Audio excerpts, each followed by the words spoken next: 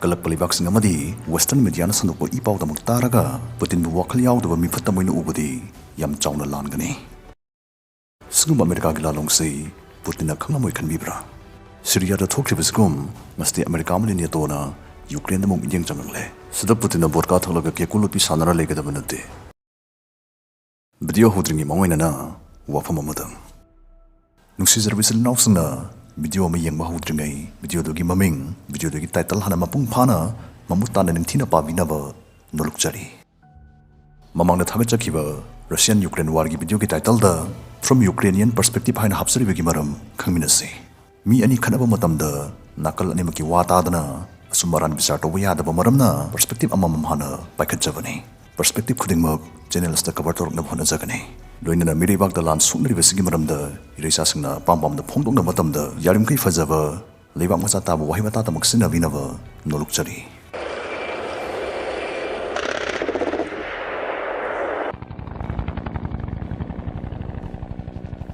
Russia ni Ukraine da full scale military attack chathari bagi tasing maram du khanginase. Russia banushi da Kalak palibaksing amadi Western media na sanduko ipaw da magtaraga Putin bu wakal yaw da mifat da mo'y ubudi yam chaw na lan gani. Video se statement naman na hose madudi kadi kumba dongi US kumba marup ama layraba dongi yek na balay mathau tadre matang sa US haizari basi mo'y misam prajasing muna chade mo'y democratic layang adubune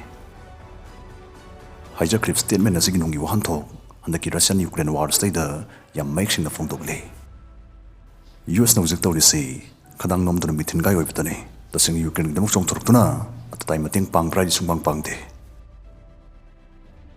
Harog US am di European lebak sing na Russia gi matakta singsan na magimantang dam impose taw kare singsan na kyam kana dawri matang sa dom su wakalam dong kan biyo Russia ni Ukraine na lan tamatam da nongchukki sakti sing Russia de economic sanction torkani haibasi masi Putin na mangjong na khangnamoy hisab toromoy ka khanbibrane Putin ga thanate video si makata ni thadringai muksai jage Western media gi hakan changba pawkhak taraga asumaran bizar to bigano handak Lansi masi Russia gi personnel ne atadai ni tawdba yadabne sid Russia gi maroi khraba national interest ngaksen bugi wafam ne isam na harab handak Lansi gi wahose neto na sing masadan sum pak chok throk da Russia na magi territory khudong thibda taraktana ba Putin na mamaleba kanabgdamag yam namang tangai fadana trok balane America na to palibak kya da kaka tawbudu madu Russia da thoktana ba Putin na tare tara khanthara matung da tawbulane Russia ni Ukraine da lan tarib gi maramdi Russia bi yeng thiduna kalaktuna leiriba USA amudi neto na magi ngamkhoi da nuclear weapons yong na lan gi khulai kya pisala kadabdu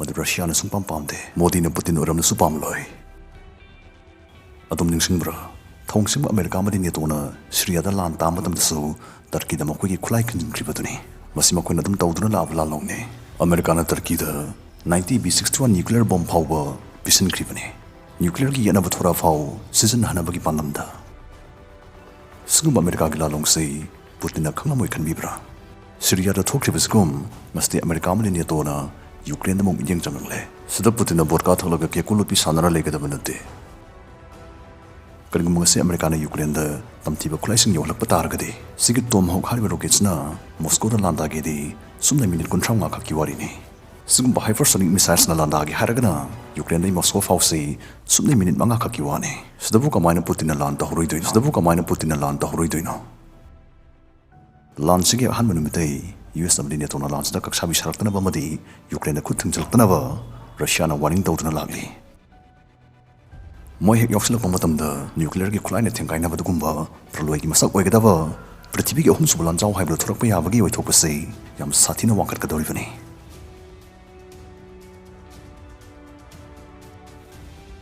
Ukraine gi nongpok thangmon don west region da leiba ansing marak dong khana duna lagli base problem kya thokduna lagli base base 2014 da gini hojik chahini pan phajla bane hari base gi Ukraine gi nongpok thangmo saruk state da Russia na lan ta ge haragadi ngahna taram basu yarabane adu asuk kui study taraktraga handak tari bisigi maramde America am European Union gi lebak sungna Russia gi wamana da hap tab dagini makhoi gi khudong chana budam makhoi gi aning makhap tawani khan bagini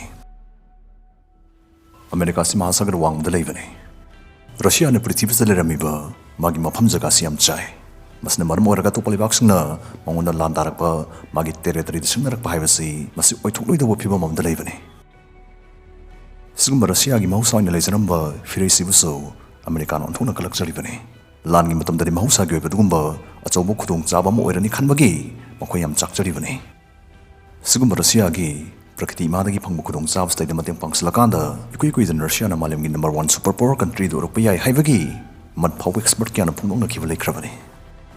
Sigum was in Slave Maru in Americadi, Russia would lap Tunava, Jim Tunava Paramiat Bada, Makodi Matovchin the Ladivani. Nakalamorum the Americana, Pratifas the Queen Satuna, Leva Amadasu Kakakatautuna, Lan Kiaton Kriva, Moin a sing was have the Tawaikia Makrivusu, a queen of Kauri Devani. Handaki put in Gidiman Samsami, Ukraine de Labnalayu, Ukraine and Naxilakanoka Ivani, and the Bumagi Wasi, no Subni Yanindri. The sing the heart of the Handaki Lansi problem de Americani. The Ukraine the land tariffs na, Russia na palm the world. Tauno have a tough tone of Sim Sarak Pagini.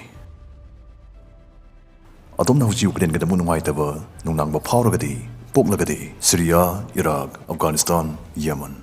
A sentencing Levaxing Sipsodom, Nuaita for from Tway. Adobe Harry Levaxing Sigdi, Kananas Nuaita Faunakide, Maram de Micham Mikaina, Western Mediana, Jang Nine with Chai Kivana. Expressing the Pundum of Matumina, Ukraine to Beaba, Maquin in Beaba, Magi quite above Sunday, a Topaliva Commission Sangatova, Langi Michan Komdava, in the Agum than alignment policy in Banangakpana, Magi quite Fagan in the Fondunari. The same was the West and Russia, the San Seoropane. Wakal West Nakalaga, Maruni Ukraine is at Henmane, Mogi Simbas Habi to Toropane. A Kozik, Western Russia, Gimayok, the impost of Siliva, Singson Sigmatang the Mukaminese. Singson Singson Russia, Kaya Yam, I think people Dori. Ikan Kanaroi. City West Ukraine, the southern son of Doxer Hertanabo, Moitemni.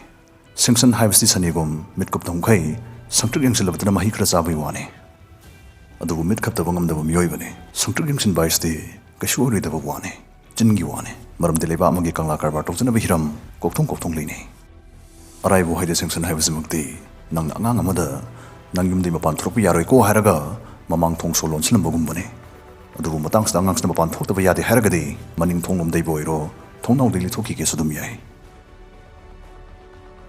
Nakalamurum the Singson Singsna, European economy doina, Jating Pirakani, Karimarungi. Madam the Europe the Moik energy supply, Chadani Fudi, Russia the Gitang Livani. Russia the Masana Maranai, Marum the Lipsavangamba, self-dependent of Gumbani. Matangs the Western Russia, on Tonami of Singdom to Lagivani. Handaki Lansi, Kalakanjauba, Kaksabi Savasi Patu Nava, put in the West Aparama, the Minamata Ulan had for ye.